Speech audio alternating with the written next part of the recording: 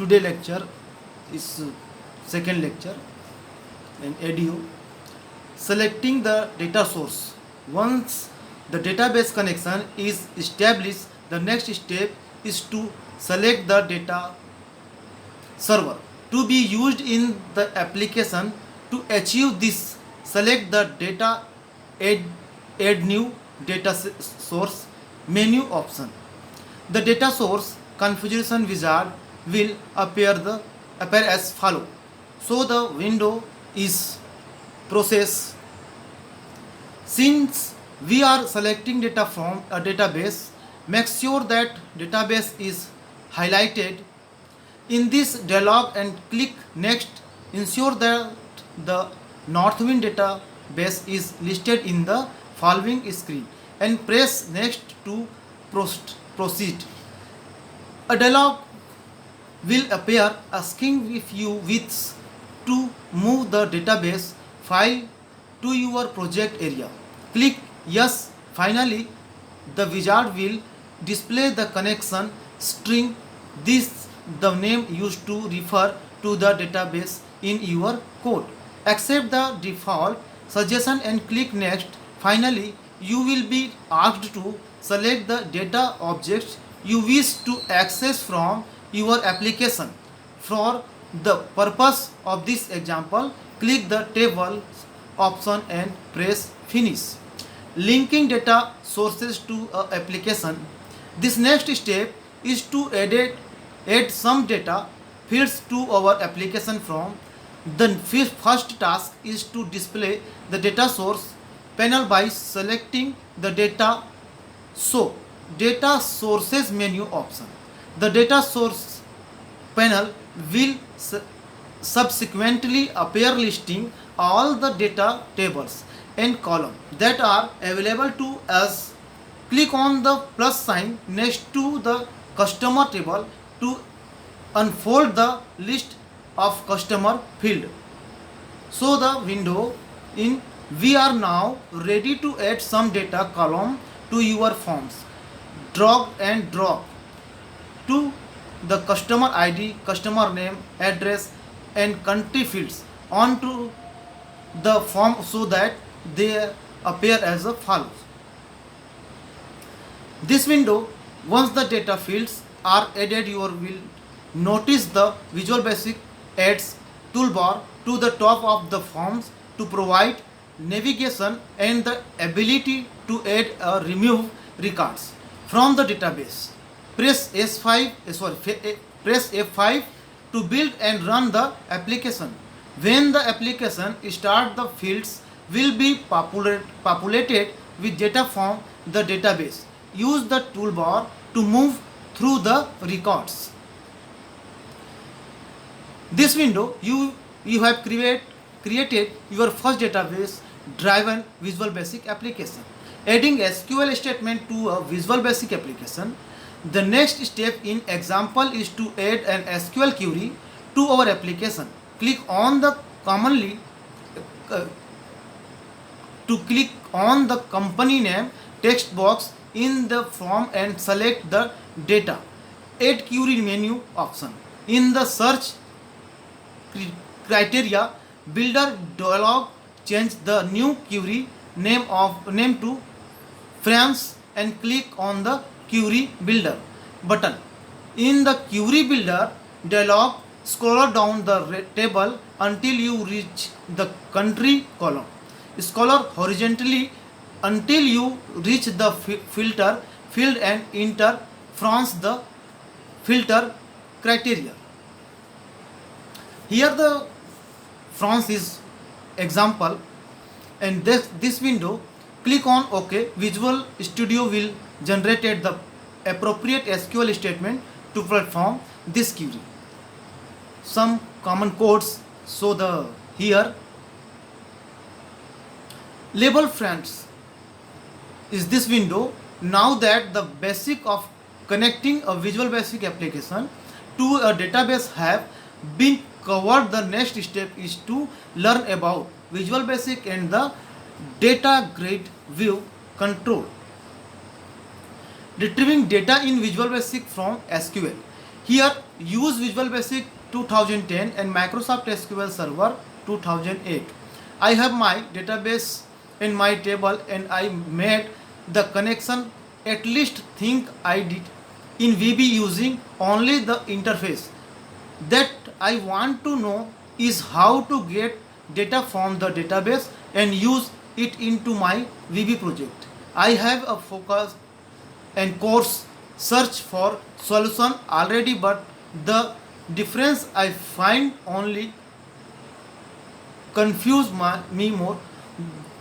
What I need to know are the basic, the tools, objects and procedure to retrieve the data.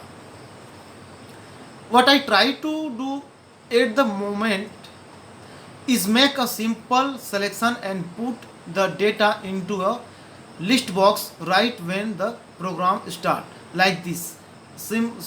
Coding in here the so. And next, retrieving data, a simple query. This section demonstrate retrieving data from the database. The execute reader method of an Oracle command object return an Oracle data reader object, which can be accessed to display the result of the form. The application uses a list box to display the result. To retrieve data, create an Oracle data reader object by adding the code indicate to the button of the try block of the content click method. This enable you to read the result of the query.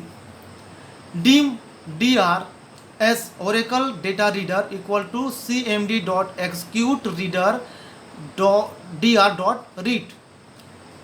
This explain one form, open form one in design view. From the view menu select designer. From the view menu select toolbox. From the toolbox select a label and drag onto form 1. From the visual menu select property window. In the properties window change the text of the label to department. From the toolbox under window forms select a list box and drag onto form 1. In the properties window under design change the name of departments. So here in the window add accessor type method for retrieving data from the query result.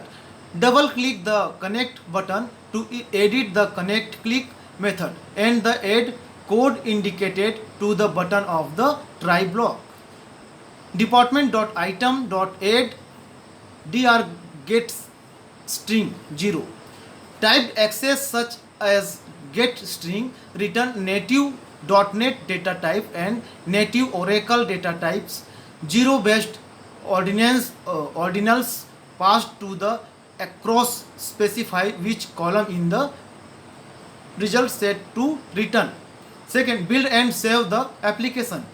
And next, run the application. Enter the login and data source. After you connect the department list box, so administration the correct name for department number 10 in the HR scheme as requested by the select statement. So the window retrieving data multiple values. You frequently need to retrieve more than just one value from the database. A data reader object can retrieve value for multiple column and multiple rows. Consider the multiple column, multiple row query in the following example. Select department ID, department name, manager ID, location ID from departments where department ID less than 100. Processing multiple row from the data reader object require a looping construction. Also a control that the display multiple row is useful because the Oracle data reader object is forward only read only cursor. It cannot be bound to an updatable or backward scrollable control such as window from data grid control. An Oracle data reader object is how you are compatible with a list box control to retrieve multiple value. First, in the try block of the connect click method, change the SQL query to return a multiple row result set and add a while loop to enclose the read method that display the department name. Try and here show the coding. Second, save and run the application. Third, enter the logging information and enter 50 for the department. And fourth, click connect. The application return the name of the department that correspondent to the query. So in here the window. Sorting and searching data. First, sorting is a common task in computer applications. Almost any data is more meaningful if you can sort it and display it in various ways. Second, sorting algorithm demonstrate many important algorithmic techniques such as binary subdivision, recursion, and linear interpolation.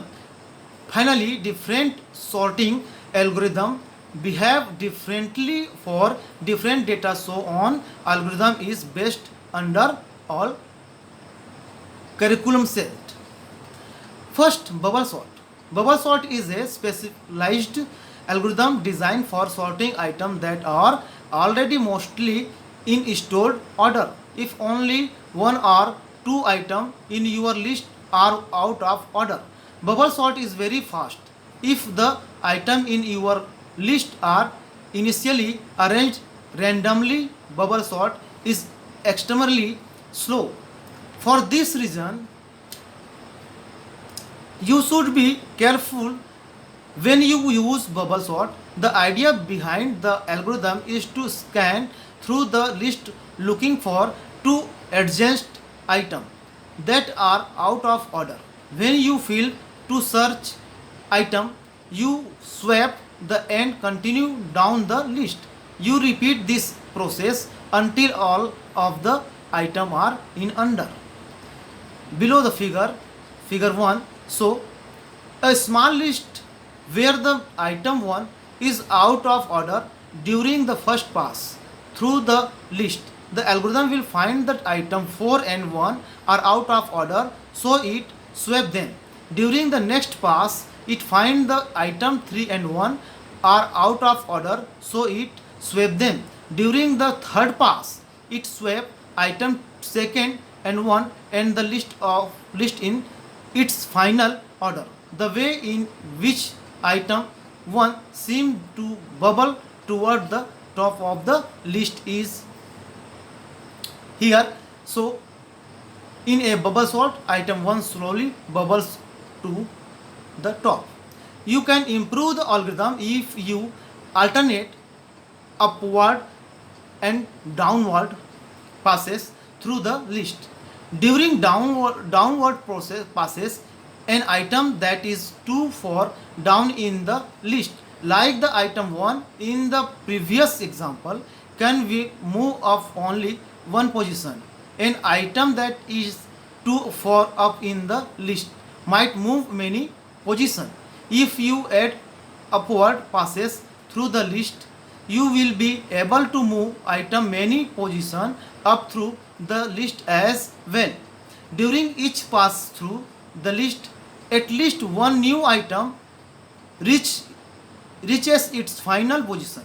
If the item in your list being mostly in sorted order, the algorithm will need only one or two passes through the list of finish the ordering. If you have a list of 1000 items with only one out of order, the algorithm would require only 2000 steps to put the list in its proper order. If the item being arranged randomly, the algorithm may need one pass per item in the list. The algorithm would need up to 1 million steps to arrange at least of 1000 items. Listing First, show the VB code for the improved bubble sort algorithm. Coding in here and writing.